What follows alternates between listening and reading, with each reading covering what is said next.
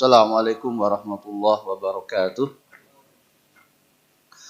Alhamdulillah wassalatu wassalamu ala Rasulillah wa ala alihi wa sahbihi wa man walah. Asyhadu an la ilaha illallah wahdahu la syarikalah wa asyhadu anna Muhammadan abduhu wa rasuluh. Allahumma salli wa sallim wa barik ala Muhammadin wa ala alihi wa sahbihi wa man tabi'ahum bi ihsanin ila yaumiddin. Ya ayyuhalladzina amanu taqullaha haqqa tuqatih wa la tamutunna illa wa antum muslimun. Wa ya ayyuhalladzina amanu wa ya ayyuhan nasu taqu rabbakumul ladzi khalaqakum min nafsin wahidah wa khalaqa minha zawjaha wa bassa minhuma rijalan katsiran wa nisaa'a wattaqullaha alladzi tasaaluna bihi wal arham innallaha kana 'alaikum raqiba. Wa ya ayyuhalladzina amanu taqullaha wa qulu qawlan sadida yuslih lakum a'malakum wa yaghfir lakum dzunubakum wa may yuti'illaha wa rasulahu faqad faza fawzan 'azima. Amma ba'd. Baik, hadirin jamaah salat subuh yang saya hormati dan dimuliakan oleh Allah Subhanahu wa taala. Qadarullah, kita tidak tahu kenapa peralatan ini kadang seperti ini. Ya, itulah apa-apa yang dibuat oleh manusia hakikatnya akan sangat pula tergantung kepada kadar atau ketetapan dari Allah Subhanahu wa taala. Baik, sebelum tayangan ini beres atau bisa, maka kita sampaikan saja apa yang saya bisa sampaikan tanpa harus melihat apa yang dipersiapkan. Biasanya kalau kita akan menyampaikan materi tentu dengan segala macam persiapan yang sudah disiapkan. Adapun ketika mendadak harus menyampaikan materi yang lain terkadang bingung juga. Baik, banyak di antara manusia di zaman sekarang berbincang tentang akhir zaman. Bahkan tema-tema pengajian akhir zaman ini menjadi sangat laris, sangat disenangi. Dari mulai tanda-tanda hari kiamat yang memang disampaikan dengan benar sesuai dengan ayat-ayat Al-Quran atau hadis-hadis Nabi yang sahih, atau kemudian manusia membuat caranya sendiri, menggiring manusia lainnya untuk tiba-tiba membahas tentang hal-hal yang terkait dengan tanda-tanda atau ciri-ciri akan segera tiba hari kiamat. Muncul pembahasan Dajjal yang tidak jelas, yang kadang-kadang bernuansa politis bahkan. Muncul Imam Mahdi dan seterusnya, yang manusia begitu mudah percaya. Karena memang dikatakan ini akhir zaman, jadi wajar kalau Imam Mahdi muncul. Ya, tanpa memperhatikan perkara-perkara yang semestinya disampaikan tentang apa itu Imam Mahdi dan seterusnya. Dan muncul banyak hal juga yang menjadi aneh ketika ada orang-orang yang muncul dengan hal-hal seperti itu, kebanyakan orang percaya saja. Baik, kemudian yang banyak tidak disadari bahwa keislaman kita ini menjadi Islam dan merasa selamat dengan menjadi Islam, ya maka itu adalah hal yang baik, ya. Tetapi kemudian tidak diperhatikan bahwa dalam perinciannya orang yang sudah Islam belum tentu bisa selamat. Ya, maksudnya kelak di akhirat bisa masuk ke dalam surganya Allah Subhanahu wa taala. Hal ini disampaikan, ya, oleh Rasulullah Shallallahu alaihi wasallam, dan ini adalah muncul dari hadis-hadis yang cukup terkenal dan dianggap sahih oleh mayoritas ulama. Di antaranya adalah hadis umat Islam akan terpecah menjadi 73 golongan. Satu saja yang masuk surga. 72 lainnya masuk neraka. Dalam hadis riwayat Abu Daud dan yang lainnya, hadis itu tidak satu tetapi beberapa. Ya. Dan anehnya orang tidak peduli mana yang satu yang semestinya dicari. Kembali kepada perkara yang tadi, seolah-olah cukup menjadi Islam saja seseorang sudah selesai urusannya. Tidak berusaha mencari jalan keluar agar bisa betul-betul diselamatkan oleh Allah Subhanahu wa taala di akhirat. Terlebih ternyata ada, kata Nabi SAW, orang yang disebut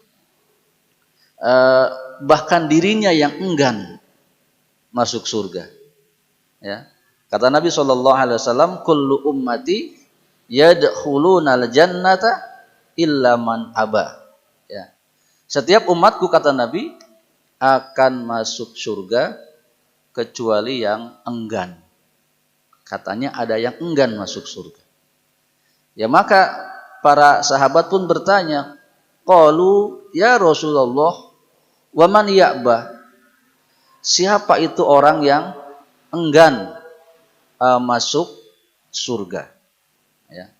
Maka Rasulullah SAW menjawab, man ata'ani dakhalal jannah wa man asani faqad aba. Ya. Barang siapa yang taat kepadaku, kata beliau, dialah yang akan masuk surga, dan barang siapa yang enggan, maksudnya bermaksiat, kepadaku, maka dialah yang enggan. Artinya orang-orang yang secara sadar atau tidak sadar tidak faham mana hal yang harus ditaati dari sisi Nabi dan tidak, dan kadang lebih memilih untuk bermaksiat kepada Nabi padahal sudah jelas hukumnya tidak boleh dia langgar, hukumnya harus dikerjakan dia tidak kerjakan, maka tergolong dia orang yang enggan untuk masuk surga. Baik, alhamdulillah, ala kulli hal kita sampai kepada yang akan kita bahas pada pagi hari ini. Kita lanjutkan materi yang lalu baru sedikit tentang mustalahul hadis. Ini menjadi penting juga terkait sebagian masyarakat kita tidak pernah peduli tentang hadis. Ya. Dan apabila kita telusuri, sebagian orang di zaman sekarang ada bagusnya. Mulai terlalu perhatian terhadap Al-Quran atau perhatian kepada Al-Qurannya sangat tinggi. Sehingga dipuja orang-orang yang hafalan Qurannya banyak, pembahasan Al-Qur'annya hebat, ahli tafsir dan yang lainnya. Tetapi yang tidak difahami, ketika seorang ahli tafsir atau ahli Al-Qur'an itu tidak memahami banyak tentang hadis, maka telah terjadi banyak penyimpangan. Siapa yang mencetuskan Islam liberal, dia ahli Quran. Dan seterusnya. Maka ketika kemudian kita sampaikan tentang hadis, maka semoga menjadi penolong bagi kita pada akhirnya. Ternyata tidak cukup hanya dengan Al-Quran kita akan selamat di sisi Allah Subhanahu wa ta'ala. Baik, yang lalu adalah kenapa kita harus sedikitnya mengenal mustalahul hadis atau mustalahul hadis. Ya. Kita minimal mengenal, kita tidak akan menjadi atau berusaha menjadi ahli hadis, tetapi mengenal agar ketika ada orang menyampaikan hadis yang sudah jelas-jelas palsu, kita peduli dan kita katakan kalau orang itu sengaja menyampaikannya maka wajib ditegur, disampaikan. Ya. Atau memang kalau usaha itu adalah usaha untuk menjerumuskan umat maka perlu diluruskan, bahkan dicela, ya, sebagai bentuk peringatan. Baik, maka bab pertama dalam kitab ini, kitab kecil saja dari Asy-Syaikh Utsaimin rahimahullahu taala. Al-Qismul Awal min Kitabil Mustalahul Hadis, bagian pertama dari hadis kitab ini, mohon maaf, yakni ta'rif atau definisi mustalahul hadis. Apa itu mustalahul hadis? Yakni al-ilmu yu'rafu bihi halur rawi wal marwi min haitsul qabuli war raddi. Mustalahul hadis adalah sebuah disiplin ilmu untuk mengetahui keadaan seorang rawi dan yang ia bawa, maksudnya riwayat, atau ilmu atau isi daripada hadis itu sendiri dari sisi diterima atau ditolak. Ya, jadi nanti perawi ini diterima atau ditolak itu dipelajari. Baik, ar-rawi wal marwi tadi disebut, rawi adalah orang yang meriwayatkan hadis. Ya. Kemudian adapun marwi tadi disebut adalah yang diriwayatkan, yaitu matan hadis atau isi hadis itu sendiri. Ya. Baik, kita contohkan satu hadis yang sangat terkenal mengenai keutamaan membaca Al-Quran. Apabila kita membuka hadis kitab Sahih Bukhari, maka akan lengkap seperti ini. Haddatsana Hajjaj bin Minhalin, haddatsana Syu'bah, qala akhbarani Alqamah bin Marsadin, sami'tu Sa'ad bin Ubadah an Abi Abdurrahman as-Sulami an Utsman radhiyallahu anhum anin Nabiyyi sallallahu alaihi wasallam. Baru qala khairukum man ta'allamal Qur'ana wa 'allamah. Orang terbiasa hanya dari sini biasanya an Utsman radhiyallahu anhu anin Nabi sallallahu alaihi wasallam khairukum man ta'allamal Qur'ana wa 'allamahu rawahul Bukhari. Dan ini hadisnya masih ada tapi saya tidak kutip karena space di sini tidak cukup. Baik, yang ingin dijelaskan adalah mana rawi? Rawi adalah yang pertama Imam Bukhari. Kemudian di atas Imam Bukhari ke sini arahnya ya, ke Hajjaj.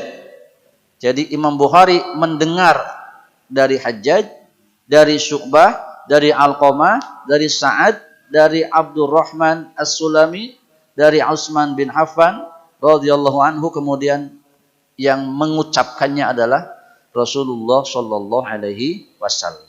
Ini rawi.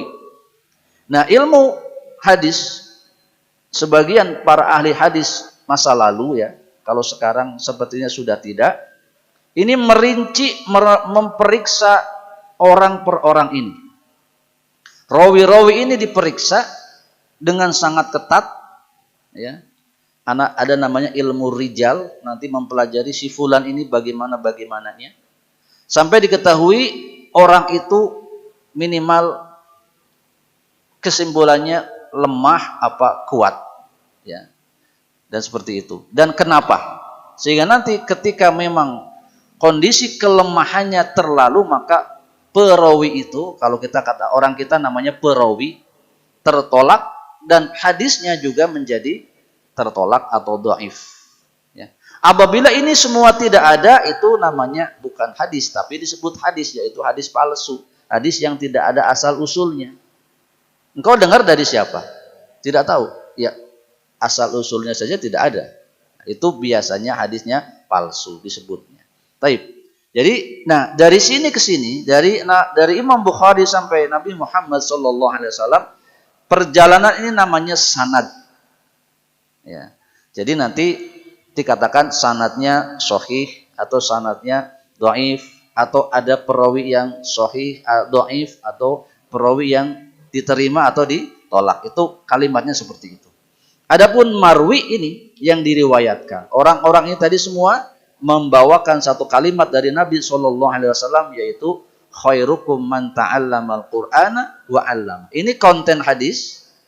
Sebaik-baik engkau, kalian adalah orang yang belajar Al-Quran dan mengajarkannya. Ini pun nanti ditinjau. Kapan dia menjadi lemah, kapan dia sahih.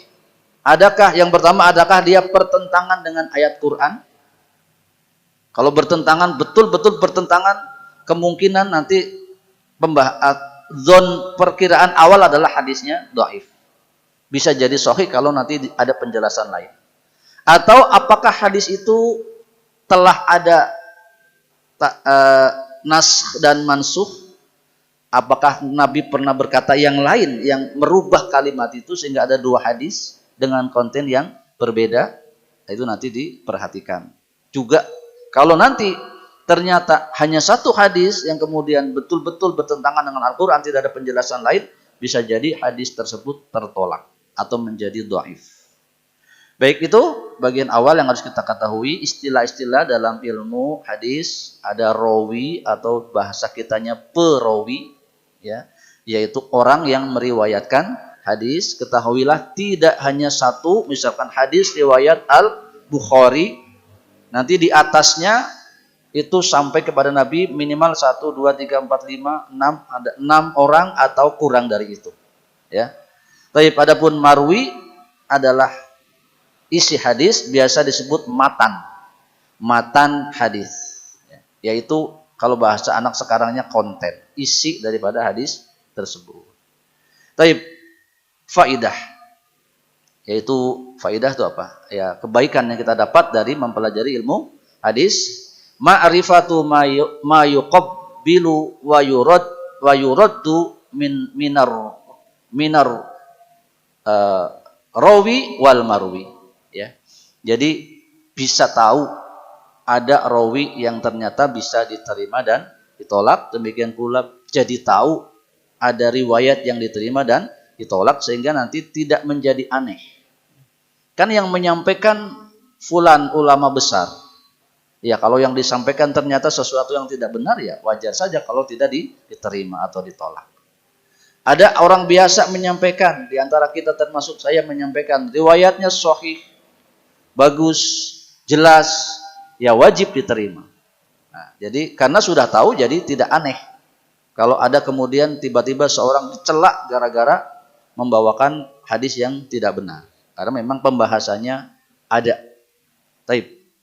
Berikutnya, penjelasan mengenai beberapa istilah yang bisa jadi sama. Al-hadis, al-khobar, al-athar, kemudian al-hadisul qudsi. Apa itu hadis, apa itu khobar, apa itu athar, apa itu hadis qudsi. Ya, sebagian kita sudah tahu, sebagian belum. Yang pertama al-hadis.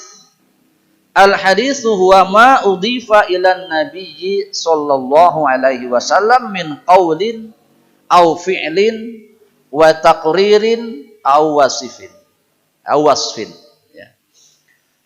Hadis adalah segala sesuatu yang disandarkan. Ya. Disandarkan ini kalau bahasa kita tidak terlalu populer, tapi kena bahasa terjemahannya begitu. Maka disandarkan ini perlu penjelasan. Disandarkan itu apa maksudnya? Jadi apapun kalimat, tentu kalimat yang dimaksud adalah isinya, yang dikaitkan kepada Nabi, maka itu kalau disampaikan menjadi hadis. Ya. Contoh saya katakan bahwa para hadirin sekalian, inilah handphone Nabi Sallallahu Alaihi Wasallam. Maka kalimat saya menjadi hadis. Karena menyandarkan handphone kepada Nabi. Bapak-bapak gampang saja, itu pasti palsu hadisnya. Kenapa? Mana ada Nabi punya handphone, itu maksudnya. Ya. Ketika ada seseorang mengatakan, rambut Nabi pernah atau kadang-kadang panjang sebahu, ikal, warnanya hitam, nah itu berarti kalimat itu adalah hadis karena menyandarkan rambut kepada Nabi Shallallahu Alaihi Wasallam. Nah, nanti yang disandarkan itu berupa perkataan qala Rasulullah sallallahu alaihi wasallam bla bla bla. Kemudian tentang perbuatan Nabi yang diceritakan, kemudian tadi tentang sifat lahir maupun batin, itu semua nanti kalau ada orang yang menyampaikan itu namanya hadis. Nah, terbukti ya hadis benar-benar atau bukan, itulah masalahnya. Ya, tidak cukup orang mengatakan al hadis kemudian kita percaya, kecuali kembali kepada pemeriksaan sanad tadi dan isinya. Dari min qaulin perkataan, au fi'lin atau perbuatan, atau takrir yaitu persetujuan. Jadi persetujuan Nabi itu hadis, sehingga orang tidak boleh mengatakan atau menjadikan dasar perbuatan sahabat menjadi dalil bahwa sahabat berbuat bid'ah. Ini sering muncul dalam pembahasan. Memangnya tidak boleh yang Nabi tidak lakukan kita lakukan. Itu bahasanya biasanya. Masa iya kita nggak boleh melakukan? Kan ada contohnya. Sahabat Bilal radhiyallahu anhu dikhabarkan oleh Nabi, ya disampaikan oleh Nabi, beliau sudah terdengar terumpahnya atau alas kakinya di surga, artinya beliau masuk surga. Ditanya kepada Bilal radhiyallahu anhu, kenapa begitu? Kata Bilal radhiyallahu anhu, aku tidaklah berwudu kecuali setelahnya sholat 2 rakaat. Ini perbuatan Bilal bin Rabah radhiyallahu anhu. Nabi membiarkan. Maka perbuatan itu direstui dan itulah termasuk bagian dari hadis. Yang amalan itu kekal menjadi sunnah. Jadi apa bedanya dengan orang zaman sekarang? Orang zaman sekarang berbuat amal yang tidak dicontohkan oleh Nabi, kemudian kekeh amalan itu ingin disebutnya sebagai sunnah. Padahal berbeda jauh. Sahabat Bilal bin Rabah adalah sahabat, dirinya yang membuat amalan baru bukan siapa-siapa. Sahabat Bilal direstui oleh Nabi, dirinya yang buat amalan baru, siapa yang merestuinya? Tidak ada. Maka tidak, kata orang sekarang, apple to apple, ya, perbandingan yang sangat jauh. Ya, maka tidak boleh kita membuat amalan-amalan baru di dalam agama ini yang tidak dicontohkan oleh Nabi, apalagi ketika berdasar kepada perkara yang tadi. Yang tadi namanya takrir. Jadi amalan itu bukan amalan baru yang dibuat oleh sahabat yang disebut bid'ah karena nabinya masih ada. Amalan itu bahasa sekarang di-ACC oleh Nabi, setelahnya kekal menjadi sunnah. Dan ada beberapa perkara yang lain. Kemudian wasfin, yakni sifat-sifat. Sifat Nabi apabila dikatakan Nabi paling dermawan ketika bulan Ramadan, maka dermawan adalah sifat Nabi yang disampaikan melalui kalimat, maka kalimat itu jadi hadis. Ya. Nanti dikatakan apabila kita membuka kitabnya Imam Ahmad, yakni Asy-Syama'il Muhammadiyah, maka kita akan menyaksikan Nabi SAW dari ujung rambut sampai ujung kaki. Ya, penggambaran itu semua muncul dalam hadis. Maka yang seperti itu juga nanti masuk bagian hadis, meskipun sekedar menceritakan bagaimana muka Nabi SAW, bagaimana cara jalan beliau dan seterusnya.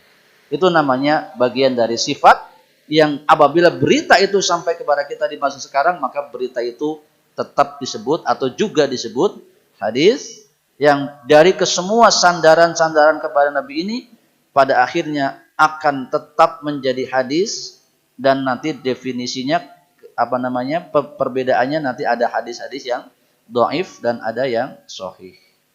Baik, berikutnya khobar. Khobar ini bahasa kitanya kabar.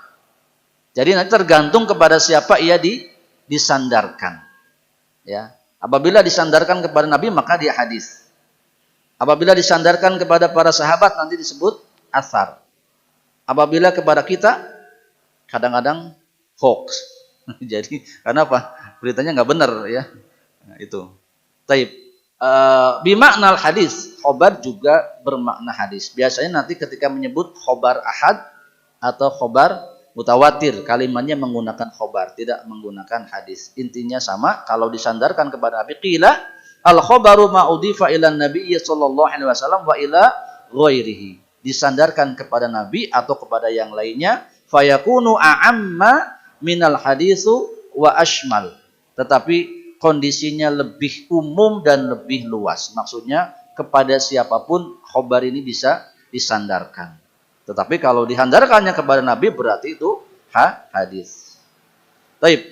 Adapun asar ma udhifa ila sahabi au tabi'i wa qad yuradu bihi ma udhifa ila nabiyyi sallallahu alaihi wasallam maqidan. Ya. Asar adalah segala sesuatu yang disandarkan kepada sahabat. Maksudnya berita yang sampai kepada kita sekarang. Terkadang juga didefinisikan dengan segala sesuatu yang disandarkan kepada Nabi, ya, yang namun penyebutannya diberi takin, yaitu catatan bahwa maksudnya sahabat berkata dan kalimat itu adalah dari Nabi Shallallahu Alaihi Wasallam.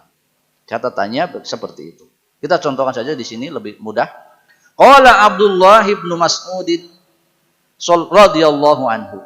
Berkata Abdullah bin Mas'ud radhiyallahu anhu, al-iqtisadu fi sunnati khairun minal ijtihadi fil bid'ah. Ini Abdullah bin Mas'ud berkata begitu. Ya. Sederhana di dalam sunnah lebih baik daripada bersungguh-sungguh di dalam bid'ah. Ini perkara yang berat, perkara yang besar. Yang kemungkinan besarnya kalimat itu didengar oleh Ibnu Mas'ud, ya, entah kapan, atau hasil kesimpulan beliau dari banyaknya hal-hal yang melarang perbuatan bid'ah dan menganjurkan perbuatan sunnah. Maka beliau berkesimpulan seperti itu, yang jika ini disebut asar, maka kembali kepada tadi, kalimat ini asal muasalnya adalah dari Rasulullah Shallallahu Alaihi Wasallam. Apalagi nanti ada sahabat yang menyampaikan perkara gaib. Tidak ada qala Rasulullah, tidak ada sami itu. Tiba-tiba sahabat mengatakan perkara-perkara gaib yang tidak mungkin diketahui oleh seorang manusia tanpa wahyu. Maka dalam perkara seperti ini kaidahnya adalah semua sahabat adalah adil, tidak mungkin berdusta. Sehingga kalau kalimat itu mengenai perkara-perkara gaib, pasti dia sahabat tersebut radhiyallahu anhu mendengar, pernah mendengar atau terdengar olehnya kalimat tersebut dari Rasulullah Shallallahu Alaihi Wasallam. Itu namanya athar. Taib, adapun hadis qudsi adalah ma rawahu an-nabiyyu sallallahu alaihi wasallam an rabbih ta'ala, yaitu hal yang diriwayatkan oleh Nabi sallallahu alaihi wasallam dari Rabb-nya, dari Allah Subhanahu wa taala. Wa yusamma aidan al-hadisur rabbani, disebut juga hadis rabbani, wa al-hadisul ilahi atau hadis ilahi. Ya. Jadi Nabi SAW mengatakan sesuatu, tetapi tanda kutip seperti langsung mendapat pesan dari Allah Subhanahu wa taala. Ya. Karena pada akhirnya kita akan dapatkan sebagian hadis Nabi itu memang perbuatan biasa saja, sebagai manusia biasa atau sebagai orang Arab. Ya, jadi tidak ada seolah-olah perintah langsung dari Allah untuk melakukan seperti itu. Terkait sifat-sifat Nabi misalkan. Nabi menyukai daging kambing. Ada hadis seperti itu. Apakah menyukai daging kambing ini perintah dari Allah? Tidak, ya. Orang Arab rata-rata memang menyukai daging kambing. Atau karena adanya kambing, ya suka kambing. Nah, maka itu bukan perintah langsung dari Allah, tapi perbuatan Nabi biasa. Bisa jadi sunnah, bisa. Karena memang apapun yang dilakukan oleh Nabi, jika kita lakukan, kita mengikutinya atas dasar cinta, maka kita juga mengamalkan sebagian dari sunnah. Ya. Cara berpakaian misalkan. Nabi SAW ada bersabda, aukamakol, dalam maknanya, ya, mengangkat, menjulurkan kain melewati mata kaki, maka hasilnya adalah neraka. Kemungkinan besar itu kebiasaan saja pada awalnya. Orang-orang Arab memang seperti itu. Kalau berpakaian tidak pararanjang, tidak ngagapui begitu. Tetapi dalam hal seperti itu, tiba-tiba menjadi berat pembahasannya ketika dikaitkan dengan orang lain dulu. Karena ada asbab musababnya, kenapa-kenapanya. Ya, kita bisa katakan yang melakukannya karena tidak memperhatikan sebab-sebabnya. Nabi kata demikian, saya lakukan. Saya tidak menutup mata kaki dengan pakaian dan seterusnya. Sisanya adalah bahwa intinya pembahasannya adalah ada kalimat-kalimat Nabi yang memang dilakukan oleh beliau sebagai manusia biasa. Ada yang melalui wahyu, kemudian bebas, terserah beliau mau menyampaikannya seperti apa. Itulah yang kemudian menjadi hadis qudsi. Firman Allah tetapi tidak ada di dalam Al-Quran. Kita contohkan. Wa an Abi Hurairah radhiyallahu anhu anna Rasulullah sallallahu alaihi wasallam qala yaqulullahu ta'ala. Ya. Dari Abu Hurairah radhiyallahu anhu bahwasanya Nabi sallallahu alaihi wasallam bersabda, yaqulullahu ta'ala. Allah Ta'ala berfirman. Ya, jadi seperti Nabi diberitahu, kemudian disampaikan. Apa kata Nabi? Yakni ana inda dzanni abdi bi. Maka kalimat ana ini bukan Nabi. Ini adalah Allah. Kata Allah, aku sesuai dengan prasangka hambaku. Jadi ini hadis qudsi. Baik hadirin yang saya hormati dan dimuliakan oleh Allah Subhanahu wa taala, kita berakhir di sini. Adapun ketentuan mengenai hadis qudsi nanti apa dan apanya cukup panjang. Apa perbedaan hadis qudsi dengan Al-Qur'an? Insyaallah kita bahas pada perjumpaan yang akan datang. Tapi kita simpulkan secara sederhana pembahasan pada pagi hari ini. Yang pertama adalah kenapa kita harus atau apa definisi mustalahul hadis, yaitu ilmu yang mempelajari tentang keadaan seorang rawi dan yang diriwayatkan yang pada akhirnya diterima atau ditolak. Ya, ini contoh tadi. Faidahnya kalau sudah tahu jadi kita enak dan tidak curiga atau tidak merasa menghinakan orang lain ketika harus menolak satu riwayat yang dibawa kalau memang ketahuan riwayat itu lemah, dhaif, bahkan palsu karena pembahasannya ada, bukan tidak ada. Bukan oleh sedikit ulama, tetapi oleh banyak ulama. Dari masa lalu sampai hari ini. Baik, kemudian satu persatu kita harus tahu apa itu hadis. Secara langsung adalah yang disandarkan kepada Nabi, baik perkataan, perbuatan, persetujuan, dan juga masalah-masalah terkait sifat-sifat Nabi Shallallahu Alaihi Wasallam, baik lahir maupun batin. Adapun khobar umum, satu berita yang bisa dipakai oleh siapapun, disandarkan kepada siapapun. Jika disandarkan kepada Nabi, maka khobar bermakna hadis. Ya. Asar adalah apa-apa yang diucapkan oleh para sahabat yang pada akhirnya juga kita sandarkan kepada Nabi, apalagi terkait urusan-urusan hukum, urusan-urusan gaib yang tidak mungkin seorang sahabat punya ide sendiri atau iseng mengucapkan kalimat-kalimat seperti itu, melainkan sahabat tersebut telah mendengar atau tahu dari Nabi Shallallahu Alaihi Wasallam. Jadi kalimatnya tidak qala Rasulullah. Sahabat itu mengatakan, ya. Jadi beliau sendiri yang mengatakan, tetapi dzonnya adalah seperti tadi bahwa hal itu adalah hadis, maka disebut asar. Dan ini yang paling banyak, mohon maaf, menyesatkan umat. Karena lebih longgar seolah-olah ketika mengatakan asar. Ya. Nanti dikatakan Umar bin Khattab pernah seperti ini. Ya, dan seterusnya yang banyak digunakan kebanyakan, mohon maaf, oleh orang-orang yang menganut fahaman sufi biasanya. Karena inginnya adalah beramal seperti hanya para sahabat, juga ada bagusnya, tetapi banyak menyampaikan riwayat-riwayat atau asar-asar yang palsu. Ya. Salah satu asar yang terkenal adalah Umar bin Khattab mengatakan dirinya seolah-olah terhijab antara dirinya dengan Allah telah terbuka. Ya, jadi seperti seorang nabi lagi bisa berkomunikasi, bisa berhubungan langsung dengan Allah Subhanahu wa taala. Itu terkenal di asar-asar yang disampaikan. Baik, kemudian hadis qudsi yang tadi adalah kalimat-kalimat dari Nabi yang beliau sampaikan berdasarkan kepada wahyu, meskipun bahasanya tidak menggunakan bahasa dari Allah, tetapi bahasa Nabi Shallallahu Alaihi Wasallam, oleh karena tidak termasuk bagian dari Al-Quran. Baik hadirin yang saya hormati dan dimuliakan oleh Allah Subhanahu Wa Taala, saya kira itu, karena untuk membahas hadis berikutnya sangat panjang hadis ini, ada beberapa halaman, jadi kita pekan depan saja. Karena sebetulnya hadis pembahasan dari Kamis ini khususnya kepada hadis Riyadhus Shalihin, tetapi pentingnya ilmu yang ini sehingga diselap-selapkan lah. Minimal dalam 1 bulan kita ada 1 kali, sehingga istilah-istilah tadi kan dihafal ya. Ya, terutama yang muda-muda ini.